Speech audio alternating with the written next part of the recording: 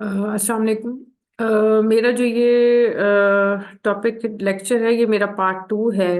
पिछले वाली वीडियो में मेरा पार्ट 1 था, वो जिसमें मैंने कुछ जो लड़की है जिसके बारे में मैंने आपको बताया था कि वो उसकी जो एज थी वो उस वक्त 37-38 उसकी एज थी। और उसमें उसने जो है वो अपने फादर की टेक केयर की, और उनको वो शुगर पेशेंट थे, डायबिटिक थे। और उनको डायबिटीज होने की वजह से उनके पैरों में अल्सर स्टार्ट हो गया था ड्यूरिंग जब वो हॉस्पिटल में एडमिट हुए थे। तो ये जो जब आप मैं एक और आपको मैं बात बताऊं कि जब आप लोग हॉस्पिटल में पेशेंट्स को एडमिट करते हैं, उस वक्त उनको शायद उनको हुआ था लंग इन्फेक्शन। और उसी वक्त ही हॉस्पिटल वालों ने उनको एडमिट कर लिया, उनका उनको ट्रीटमेंट की। और शायद मुश्किल से एक हफ्ते में उनका लंग इन्फेक्शन ठीक हो गया था, अल्हम्दुलिल्लाह। लेकिन ड्यूरिंग जब वो हॉस्पिटल के बेड पे लेटे हुए थे, तो उनके पैरों की जो एड़ी होती है, मतलब पैरों की जो एड़ियां हैं दोनों पैरों की, उसमें काला सा एक स्पॉट नजर आना शुरू हो गया था एड़ी पे। तो जब वो आए हैं, घर डिस्चार्ज हो गया, तो उस वक्त ही डॉक्टर से उधर के ही डॉक्टर से पूछा कि ये ब्लैक सा स्पॉट क्या है। उन्होंने कहा कि ये तो आपके अल्सर स्टार्ट हुआ है पैरों पे, क्योंकि शुगर पेशेंट्स के अल्सर होता है, तो होने के उनको चांसेस होते हैं उनके पैरों में। तो उनको अल्सर स्टार्ट हो गया था। फिर उनकी घर जब वो घर आए हैं, उनको घर ले आए, तो फिर उनकी उसी हॉस्पिटल के डॉक्टर ने कहा, उनसे उनकी बात भी हुई, उधर ही बात हुई कि मैं आपकी ट्रीटमेंट करूंगा। और जो है वो मैं करता रहा हूँ बहुत अरसे से, मैं इस हॉस्पिटल में भी जॉब कर रहा हूँ। तो उन्होंने उनकी ट्रीटमेंट स्टार्ट कर दी। इन्होंने कहा कि ठीक है, आप मेरी ट्रीटमेंट करें। जो ये थी लड़की, इसने भी कहा कि ठीक है। ये अपने फादर को घर ले आई, और इन्हीं डॉक्टर से, सिर्फ एक डॉक्टर से जो उस हॉस्पिटल का डॉक्टर था, उससे उन्होंने ट्रीटमेंट स्टार्ट कर दी। किसी और डॉक्टर से कंसल्ट नहीं किया। और बस अपने फादर को वो घर में ही ट्रीटमेंट हो रही थी। वो जो हॉस्पिटल का डॉक्टर था, वो वहां से अपने कंपाउंडर्स जो है उनको भेजता था कि तुम मरहम पट्टी कराओ, तुम पैरों की ड्रेसिंग कराओ, तुम पट्टी चेंज कराओ, इस तरह की चीजें वो करता रहा था। हफ्ते में इस तरह सुना है मैंने कि वो आते रहे। कभी कोई आता था, दो दो या तीन थे जो वक्फे वक्फे से आके उनकी बैंडेजेस चेंज करते थे पैरों की। मुख्तलिफ उसमें ऑइंटमेंट्स वगैरह लगाते थे जो भी अल्सर के होते हैं। लेकिन वो अल्सर ठीक नहीं हुआ। 1.5 साल गुजर गया, और उसने किसी और हॉस्पिटल से, किसी और डॉक्टर से उसने कंसल्ट नहीं किया। उस लड़की ने खुद, वो डेंटिस्ट बनी थी रिसेंटली, और उसकी एज थी उस वक्त 37-38 उसकी एज थी, एज भी कम थी। तो उस वक्त वो रिसेंटली ग्रेजुएट हुई थी, डेंटिस्ट बनी थी। उसको इन अल्सर वगैरह के जो होता है उसके बारे में उसे कोई इन्फॉर्मेशन नहीं थी। वो उन्हीं एक डॉक्टर पे डिपेंड कर रही थी। इसलिए किसी एक डॉक्टर पे डिपेंड नहीं करते, आप मुख्तलिफ डॉक्टर्स के पास जाएं, और फिर उनसे आप मशवरा लेके जो एक सही ऑथेंटिक जो एक ट्रीटमेंट होती है वो स्टार्ट करनी चाहिए। जो कि आप समझे कि वाकई ही ये सही है ट्रीटमेंट, और इसको मुझे, हम लोगों को करना चाहिए, या मुझे स्टार्ट करवानी चाहिए, ये करनी चाहिए। तो 1.5 साल के बाद उसके दोनों भाई जो वो बाहर मुल्क में होते थे, उनको इन्फॉर्मेशन नहीं दी कि भाई तुम्हारा बाप बीमार पड़ा हुआ है। उनको पता नहीं था दोनों को। उनको जब उनके पैरों में 1.5 साल के बाद उनके वही अल्सर जो है, वो उनकी पैरों की जो उंगलियां हैं वहां पे वो काली होनी शुरू हो गई उंगलियां। तो डॉक्टर से पूछा कि ये उंगलियां काली क्यों हो रही है। उन्होंने कहा कि ये तो गैंग्रीन है, इसको गैंग्रीन कहते हैं। तो उन्होंने कहा कि गैंग्रीन का क्या इलाज है। उन्होंने कहा गैंग्रीन का कोई इलाज नहीं है, जितनी काली हो गई उंगलियां उनको कट करना पड़ेगा, गैंग्रीन में यही होता है। तो शुगर पेशेंट में, पूरी दुनिया में शुगर पेशेंट जो लोग हैं उनको ऐसे ही होता है, उनके गैंग्रीन जिनका स्टार्ट हो जाए, उनको उनकी उंगलियां हैं पैरों की खास तौर पे होती हैं, उनकी उंगलियां कट करनी पड़ती हैं। तो बस फिर वो परेशान हुए वो लोग बहुत। और फिर इसके भाइयों को बाहर उनको इन्फॉर्म किया, वो लोग भी परेशान हुए। उनमें से जो एक था वो मेडिकल फील्ड में था, जो दूसरा था वो शायद आईटी वगैरह में था। तो जो मेडिकल फील्ड का था उसको बहुत गुस्सा आया। उसने कहा मुझे क्यों नहीं बताई ये बात, जब मेरे फादर को बीमार हुए, जब हुआ तो उस वक्त मुझे, जब शुरू में वो बीमार हुए थे उस वक्त मुझे इन्फॉर्म करना चाहिए था, मुझे बताना चाहिए था कि ऐसा मसला हुआ है। लेकिन वो उसने छुपा के रखा कि नहीं, लड़की ने छुपा के रखा कि नहीं नहीं, मैं तो डॉक्टर हूँ, मैं तो डेंटिस्ट हूँ। तो मुझे तो मुझे पता है कि इसकी अल्सर की ट्रीटमेंट कैसे करते हैं। तो अपनी दूसरी बहनों को, अपनी जो उसकी बहन थी और जो उसकी माँ थी, उसको बोलने नहीं देती थी कि भाई मैं जो डॉक्टर से इलाज करा रही हूँ, वो जो डॉक्टर है, एक ही डॉक्टर वो जो है वो बड़ा अच्छा है, और मैंने उसी से ही इलाज कराना है, मैंने किसी और डॉक्टर से इलाज नहीं कराना। तो उसके बाद 1.5 साल के बाद, जो उसके फादर थे, उसके 1.5 साल बीमार होने के, अल्सर स्टार्ट होके खत्म हुआ है, 1.5 साल के बाद उनको गैंग्रीन हो गया।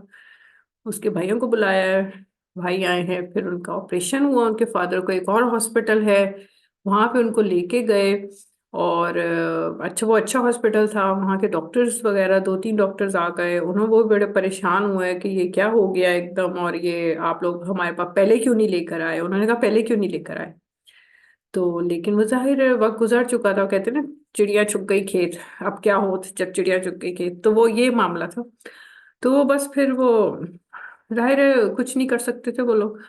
डॉक्टर्स ने कहा कि जो जो उंगलियां काली हो रही हैं, और जो नीचे ये जो गैंग्रीन है ये ट्रेवल करता है, पूरे पैर में हो जाएगा, फिर टांगों पे जाएगा गैंग्रीन, और जहां जहां ये ट्रेवल करेगा तेजी से, इन्फेक्शन है तो तेजी से ट्रेवल करेगा, तो उतनी जहां जहां ट्रेवल करेगा तेजी से उतनी टांग कटनी पड़ेगी, काटनी पड़ेगी। तो एंटीबायोटिक से उसको कर रहे थे, रोक रहे थे कि एंटीबायोटिक दे दे के ना, एंटीबायोटिक ड्रिप लगती थी, और एंटीबायोटिक ड्रिप से वो उनके बॉडी के अंदर जाती थी, और वो अल्सर को उसको उसको गैंग्रीन को पकड़ रहे थे, रोक रहे थे कि वो आगे ऊपर टांगों की तरफ ट्रेवल ना करे। लेकिन वो उस वक्त तक, जब तक उनकी ट्रीटमेंट, वो उनके भाई आए हैं, उनकी वेट कर रहे थे कि वो भाई बाहर से आए, और फिर ऑपरेशन डिसाइड हुआ, रिपोर्ट से कि ऑपरेशन डिसाइड हुआ, और फिर उनका ऑपरेशन किया गया। और ऑपरेशन हुआ तो उनके घुटनों से नीचे डॉक्टर ने कहा कि इन्फेक्टेड हो गई, घुटनों से नीचे, पैरों के जो घुटने होते हैं, नीज होती है, उनसे नीचे उनके इन्फेक्टेड हो गई थी दोनों टांगे। दोनों टांगे घुटनों से नीचे उनकी कट हो गई ऑपरेशन में। पहले उनसे पूछा, जबकि वो डॉक्टर थे खुद, वो जो पेशेंट थे वो खुद डॉक्टर थे, वो प्रोफेसर थे, और वो पढ़ाते रहे थे मेडिकल कॉलेज में, अपनी सारी जिंदगी उन्होंने मेडिकल कॉलेज में पढ़ाया। पीएचडी डॉक्टर थे, स्कॉटलैंड से उन्होंने पीएचडी की हुई थी, और उसके अलावा शायद उन्होंने एमबीबीएस और एमफिल और डिग्रियां थी, और पीएचडी थी वो स्कॉटलैंड से। तो उन्होंने मतलब जाहिर है वो बेचारे क्या कर सकते थे, अपनी बेटी पे डिपेंड किया कि हाँ जी तुम डॉक्टर हो। डॉक्टर क्या थी वो, डेंटिस्ट थी। इसलिए कभी डेंटिस्ट पे आप ट्रीटमेंट कराने जाएं तो सिर्फ अपनी दांतों की ट्रीटमेंट कराने जाएं डेंटिस्ट से, किसी और ट्रीटमेंट आप उससे मत पूछें कि तुम हमें फलाने की ट्रीटमेंट बता दो, उसकी ट्रीटमेंट नहीं, बॉडी के किसी और पार्ट का उनको नहीं पता होता है डेंटिस्ट को सिर्फ दांतों का पता होता है। इसलिए दांतों का सिर्फ उनसे पूछें, डेंटिस्ट से उनको इन्वॉल्व करें, किसी और चीज में आपने उनसे मशवरा नहीं लेना। सुन जरूर ले उनकी बात, लेकिन एक कान से सुने दूसरे कान से निकाल दें। ठीक है, उनका ऑपरेशन हुआ उनके फादर का, और ऑपरेशन के 2 महीने के बाद, 2-2.5 महीने के बाद उनकी डेथ हो गई थी। डेथ कैसे हुई, ब्लड प्रेशर उनका लो हुआ, और वैसे भी कहते हैं कि जो ये जब इनकी कट हो जाए, टांगे कट हो जाती हैं डायबिटिक पेशेंट्स की, उसके बाद वो ज्यादा अरसे, मुश्किल से 1 साल, 1.5 साल, 2 साल ज्यादा से ज्यादा जो होते हैं वो जिंदा रहते हैं, वरना वो जल्दी उनकी डेथ हो जाती है। तो यही हुआ, उनकी डेथ हो गई 2 महीने के बाद। और अब देखें इसका ये नतीजा ये है कि जो कि इमेच्योर पर्सन होते हैं, इमेच्योर लोग होते हैं, उनसे आप मशवरा मत लें। मशवरा जरूर, उनकी बात जरूर सुने, उनको बता दें कि भाई ये मसला है, लेकिन उनकी बातों पे आपने अमल नहीं करना। आपने एक कान से सुनना है, दूसरे कान से उसकी बात निकाल देनी है। ठीक है, उसकी बात सुने जरूर, जैसे बच्चे बोलते हैं, आप बच्चों की बात सुने जरूर, लेकिन उनको एक कान से सुने दूसरे कान से निकाल दें, उस पर आपने यकीन नहीं करना। हाँ, अगर वो पर्सन 45 ईयर्स उसने क्रॉस कर लिए हैं, या 50 ईयर्स वो क्रॉस कर चुका है, तो फिर आप उसकी बात सुने, और गौर से सुने, और उस पर सोचे कि मैं इस पे अमल कर लूं। अगर मैं अमल करूंगा या करूंगी तो फिर मुझे क्या होगा, फिर आप उस पे कंसंट्रेट करें, जो वो कह रहा है, जो वो आपको मशवरा दे रहा है। इवन वो लतीफा भी आपको सुना रहा है, 50 ईयर्स से अबव बंदा, 50 ईयर्स से अबव, 51, 52, 53, अगर वो आपको लतीफा भी सुनाता है तो आप उसको गौर से सुने। ठीक है ना। आप कहेंगे हाँ ये मुझे लतीफा सुनाना, जरूर हंसने वाला लतीफा होगा, ठीक है ना, इसमें मुझे हंसी आएगी। ये कोई ऐਵੇਂ फजूल सा वल्गर किस्म का लतीफा नहीं होगा, वाकई अच्छा जोक होगा जिसमें मुझे ऑटोमेटिकली मुझे मेरी हंसी निकलेगी। ठीक है। तो आपने 51 ईयर्स, 51 ईयर्स, 52 ईयर्स के जो लोग होते हैं, प्रेफर करें कि वो जब आपको कोई मशवरा दे तो आप उस पर अमल करें।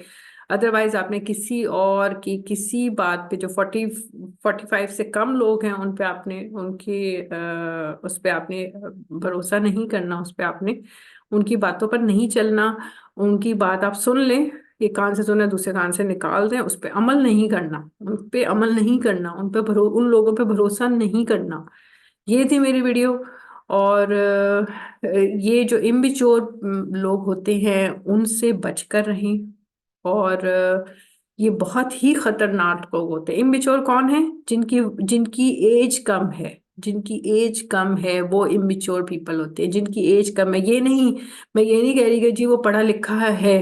पढ़ाई पीएचडी, डबल डबल आजकल लोग पीएचडीज है, डबल पीएचडीज की हुई हैं लोगों ने, कुछ लोगों ने ट्रिपल पीएचडीज की हुई हैं। लेकिन पीएचडी करने का मतलब ये नहीं है कि उसके अंदर मेच्योरिटी भी आ गई। मेच्योरिटी जो है वो कुछ और चीज है, शऊर आपका कोई और चीज है। और डिग्री हासिल करके, डिग्री हासिल आपने की पीएचडी की, तो आपने उस नॉलेज में आप एक्सपर्ट हो गए। ठीक है, उस नॉलेज में आपने एक्सपर्ट हो गए।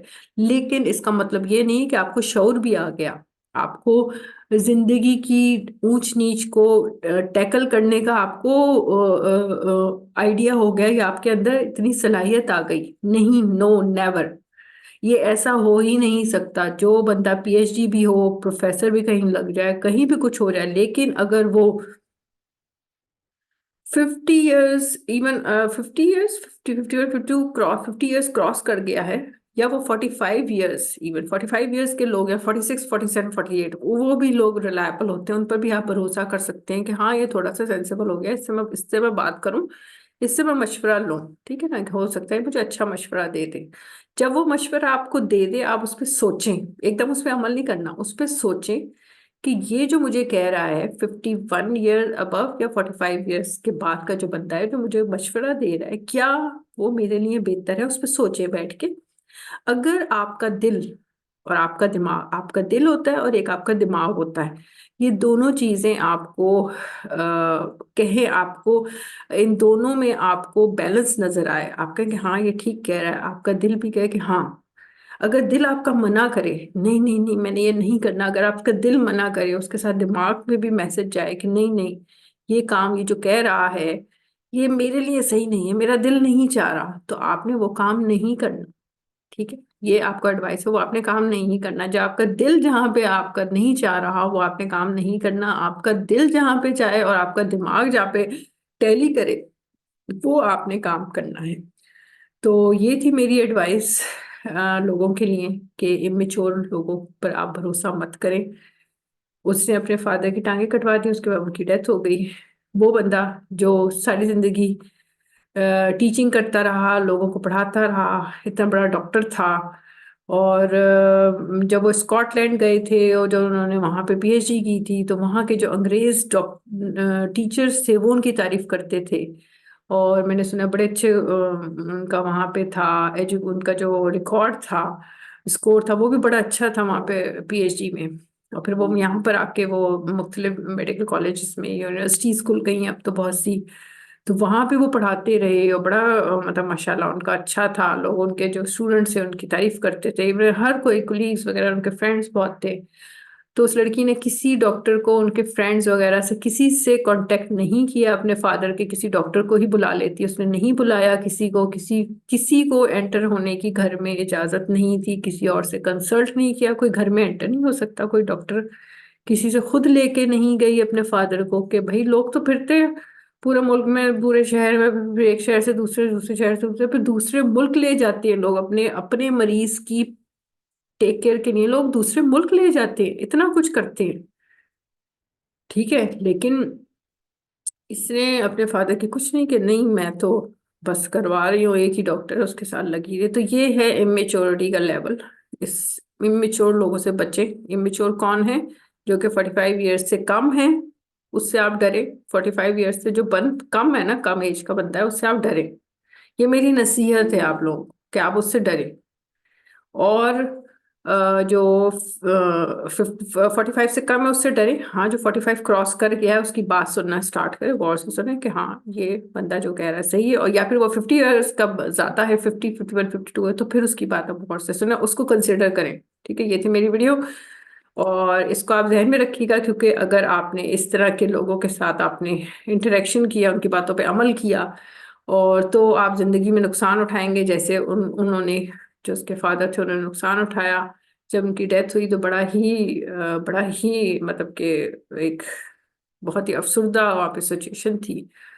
और बड़ा अफसोस भी हुआ कि इतना बड़ा डॉक्टर जो है वो खुद अपना इलाज नहीं कर सका और अपनी टांगे उसकी कट गई, और कोई उनके फ्रेंड्स वगैरह से कांटेक्ट नहीं हो सका। उनके जो अपने डॉक्टर्स थे, बहुत अच्छे डॉक्टर्स थे, उनके साथ कांटेक्ट नहीं हो सका। वो बेचारे खुद नहीं कर सके अपने कुलीग्स से, अपने डॉक्टर्स से कांटेक्ट, क्योंकि इनकी बेटी का उस घर पे होल्ड था। उसने कहा कि मैं क्योंकि डेंटिस्ट हूँ, मैं ही इलाज कराऊंगी। ठीक है, तो इससे आप प्लीज इसको कंसिडर करें। इमेच्योर पीपल, जो कम एज के लोग हैं, 45 से कम हैं, उनसे आप बचकर रहें। ये थी मेरी वीडियो। मेरा ये पार्ट 2 था मेरा। अब ये मेरा वीडियो ये खत्म हुई टॉपिक। इंशाल्लाह नेक्स्ट में मैं दूसरे टॉपिक पे हाजिर होंगी इंशाल्लाह। जब तक के लिए मुझे इजाजत दीजिए। दुआ में याद रखिएगा, मेरे लिए भी दुआ करें, पाकिस्तान के लोगों के लिए दुआ करें, पूरी दुनिया के लोगों के लिए दुआ करें कि अल्लाह हमें सुकून दे। हमें जो ये जो दुनिया में है कि जी थर्ड वर्ल्ड वॉर स्टार्ट हो रही है और हो जाएगी कुछ सालों में, इसको अल्लाह रोके और थर्ड वर्ल्ड वॉर स्टार्ट ना हो, अल्लाह करे। मुसलमानों का जो कत्लेआम हुआ है पैलेस्टाइन में और इधर कश्मीर में और मुल्कों में, तो उसको अल्लाह, मुसलमानों पे अल्लाह रहम करे, उनको अक्ल सलीम दे। कुछ मुसलमान अपनी तरफ से भी बेवकूफ़ हैं, जिसकी वजह से उन्होंने नुकसान उठाया, क्योंकि बेवकूफ़ लोग ही नुकसान उठाते हैं। हाँ, ये बात है कि अल्लाह उनको उसकी वजह से उनको अजर भी देता है, और उनकी शराफत और उनकी जो फेथफुलनेस है और उनकी जो ट्रुथनेस है, उसकी वजह से भी लोग अल्लाह उनको उसका अजर देगा।